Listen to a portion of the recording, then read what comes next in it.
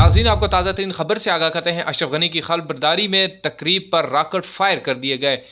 کابل میں اشرف غنی نے صدر کا حلف اٹھا لیا ہے۔ اس موقع پر کابل میں دھماکے کی اطلاعات ملی ہیں، جو خلف برداری کی تقریب میں اشرف غنی نے پی ٹی ایم کے پاکستان سے گئے رہنماؤں علی وزیر، محسن، داوڑ اور دیگر کا نام تک نہ لیا، بلکہ یہ کہا کہ میں خیبر پختونخواہ سے آئے ہوئے اپنے بھائیوں کا شکریہ ادا کرتا ہوں، جنہوں نے اس تقریب میں خصوصی شرکت کی۔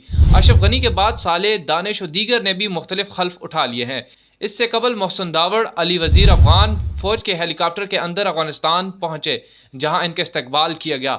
این ڈی ایس نے ان کا بھرپور استقبال کیا اور وسائل بھی فراہم کیے۔ دوسری طرف عبداللہ الگ حلف برداری کی تقریب منعقد کر رہے ہیں۔ وہ صدر کا حلف اٹھائیں گے اور صدر کا الگ دفتر بنا کر بیٹھیں گے۔ دوسری طرف محسن داوڑ نے کابل روانگی سے قبل ایک ٹویٹ بھی کیا تھا، جس میں انہوں نے کہا تھا کہ کابل ہماری جان ہے اور ہم کابل آ رہے ہیں۔ اشرف غنی نے تقریب حلف برداری میں محسن، داوڑ، اطلاعات باران کے ساتھ بیٹھے ہوئے تھے، جو کہ پی ٹی ایم افغانستان کے رہنما ہے۔ پی ٹی ایم رہنماؤں کو جس طرح افغان فوج کی ہیلی کاپٹر فراہم کیا گیا، استقبال کیا گیا اور پھر اشرف غنی کی طرف سے تقریب میں نظر انداز کیا گیا، یہ سب چیزیں اہمیت کی حامل ہیں اور پی ٹی ایم کے ایجنڈے بار بار سوال اٹھا رہے ہیں۔